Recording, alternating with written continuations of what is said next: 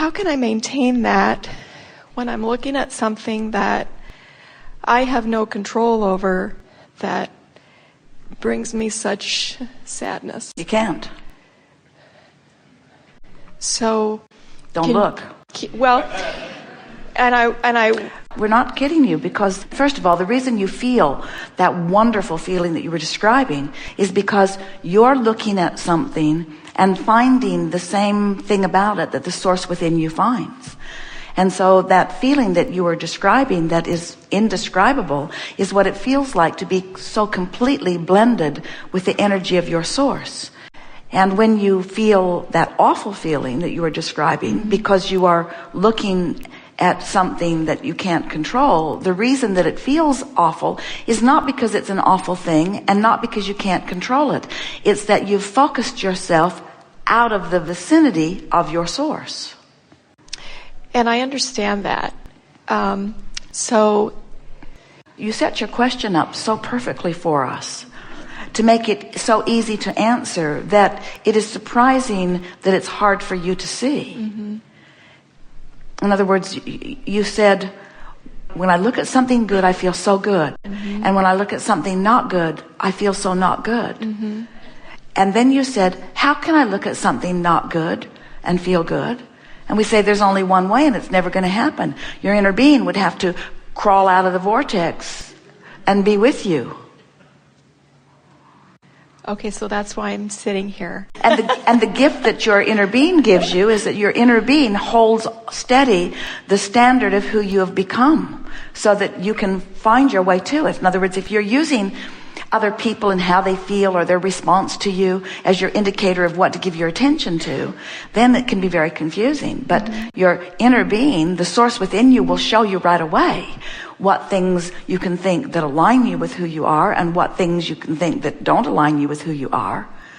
And in time, we want you to come to the place where there's just not anything that you are willing to give your attention to that feels like that.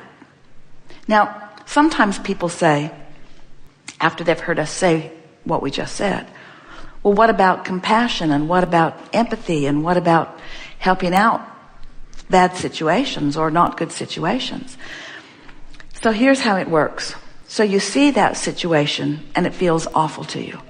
And while you're knowing what you don't want, you're launching rockets of desire about what you do want. Mm-hmm. So you are putting requests for solution into your vibrational reality, into this vortex. And the larger part of you becomes immediately solution oriented. So when you find a way to be in your vortex, then you'll have that awakening that we were talking about on that subject. And you'll find the wonderful other side of the wave of that subject that has the potential of making you feel awful or making you feel good. Does that make sense to you? Mm-hmm. It's about focusing yourself into true alignment. You want to give us some more detail about it, and we'll... Sure.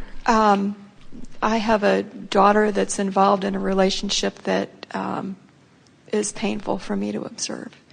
So while I can't choose for her, and she knows, how I feel about it. And about a year ago, I decided to just remove myself from involvement in the relationship, which felt great, because then I wasn't in constant giving attention to it. Now I'm in a situation where I'm being pulled back into having to observe it. Let's start with where we began earlier today, that while a problem is coming into focus, a solution is too. Mm-hmm. And the thing that's so interesting about something like this is that, first, there are few things, maybe no things, that you will ever care about as much as the well-being of your child. And that's been going on for a long time. And before she became involved in this relationship, you had created a vortex version of her and her happy ever after. Right. And so that vortex version that you have created and that she has created, but that you have created, in other words, everyone you know, you create a vortex version of your relationship with them. So that vortex version clashes powerfully with the reality. Now this is where we started today. Abraham, what do I do when reality is so different from what I want? And we say, you can't let reality train your vibration. And that's exactly what's happened. That's why you feel this strong pulling apart, is because most people are so accustomed to letting what is control the way they feel. And we want you to understand that what is does not have to control the way you feel, that there is a vortex version that you could focus on. And if you could focus upon it consistently enough, if you can hold to your vortex version, you align with the energy that creates worlds, and your power of influence is huge. And we're not wanting to imply that you can then create the reality of your daughter or then create the reality of the other in her relationship. But when you are in alignment with who you are, your rendezvousing with them will always match the alignment that is you. It's what we were saying earlier today. What you've got going on vibrationally is what causes the rendezvous. Now, it's a hard thing, we know, when there's evidence, when you see something and you take that emotional hit from it. You see something and you don't want to see it. You become aware of something that you don't want to become aware of because it doesn't match your vortex version.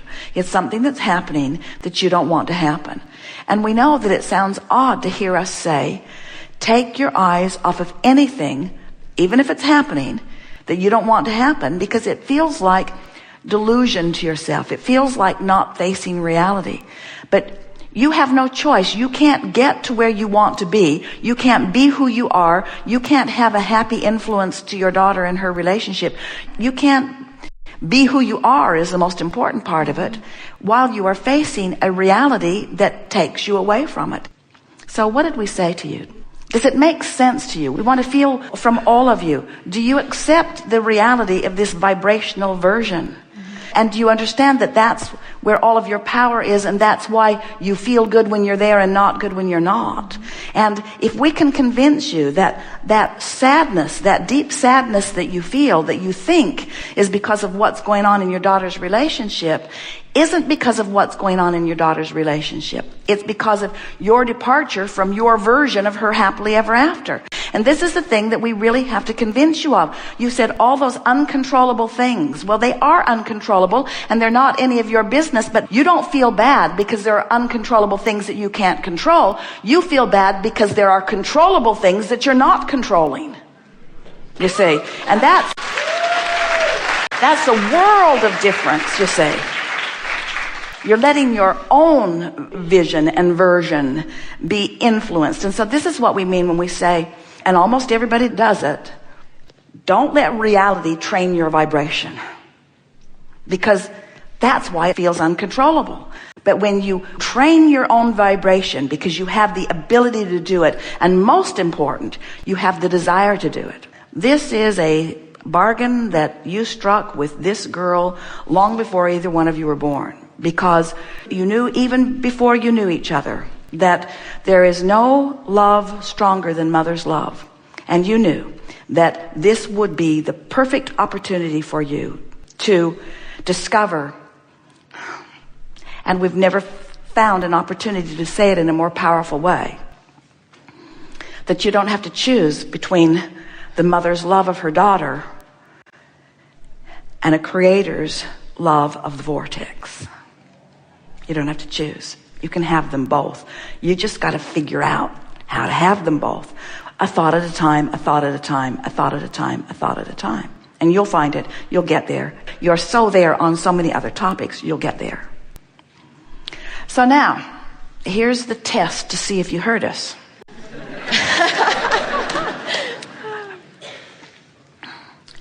All of this is not so that you can fix a relationship that's not going well. All of this is so that you can fix a relationship between you and your vortex that isn't going well. It's the relationship between the physical you and the non-physical you. That's the relationship issue. It's not the relationship issue between your daughter and her mate. And it's not the relationship issue between you and your daughter. And it's not the relationship issue between you and your daughter's mate. It's the relationship issue between you and your vortex. And when you get that in place, everything else falls into alignment. Physical well-being is about your relationship with your inner being. Mental well-being is about your relationship with your inner being. Relationship with your husband, it's about your relationship with your inner being. Every relationship is trumped by your relationship with your vortex. And now you feel it, it's all clicking into place. That's why, as you were describing that relationship first and weeping, is because you know that that's the relationship that we're talking about. This other one's just going to help you with this one. What's my next step to having a lot of money?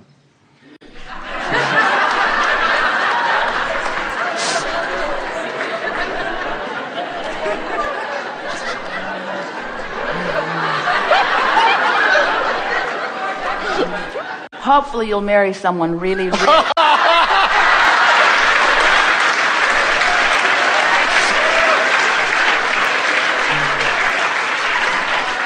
Well, here's the thing. Are you getting it that the next step is always the same thing, get in the vortex? Are you getting it that it's not only the next step, it's the only step we've got? It was hardly worth $195, was it? It's all we've got. Just get in the vortex, because when you take the time to get into alignment, you become a cooperative component. All the cooperative components then begin to reveal themselves to you. So the what's the next step is a sort of outside the vortex question, isn't it? It's, what can I do? Where should I go? How will it come about? And we say, this is the thing that we know so powerfully, that we want to find a way of conveying to you so that you will begin to feel it too. But words don't teach. It's only life experience that teaches. So we'll just tell you what we know. All of the opportunities and interests and rendezvous points, they're already there. You just have to get in there and stay there long enough that you become a translator into action of what is there. We're going to take this to a new place, so stay with us just for a little bit. The thing that you like about this action world, this tangible world, this manifested world, is that you can translate it visually and auditorily. So when you walk into a room, if there's someone there, you see them and you can observe them, you can take them in, you can acknowledge them, you can converse with them, you could touch them, you could even lick them if they would let you. In other words, you can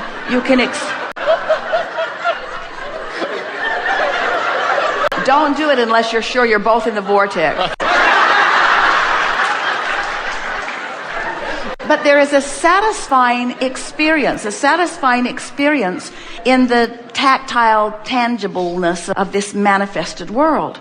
And so when we talk about this vortex, this vibrational reality, we know it feels like, well, Abraham just wants us to go sit on a cloud somewhere, or it feels like we're trying to get you to distract yourself from reality and just be a feeling person. And while that is the first step, it is our promise to you that once you begin hanging around in this vibrational state of being, in alignment with who you are, your ability to see and hear and smell and taste and touch from inside the vortex becomes as tactile as this manifested world. And you begin living what we are calling real time, where the whole of you is experiencing this physical experience. It's not accurate for us to say that mostly physical is outside the vortex and mostly non-physical is inside the vortex, because it is absolutely possible to be physically focused and be predominantly in the vortex. And the younger you are, the more you know that possibility and the more you resent every moment that you're not. In other words, that's why you take it so hard when you're not, because you still have that cellular memory even that things are supposed to go well for you and that you're supposed to feel good. So what we're wanting to convince you of is that this vibrational state of being will become as vivid and as real and as touchable and hearable and seeable and smellable and tasteable as anything that you know in your physical manifested world. It will manifest. In other words, things do manifest in the vortex. That's what we're wanting to say to you. You can make things manifest. You can allow things to manifest. They're already in the vortex and they are not yet manifested because, they're they are not yet manifested because you're not yet there to translate them into the manifestation.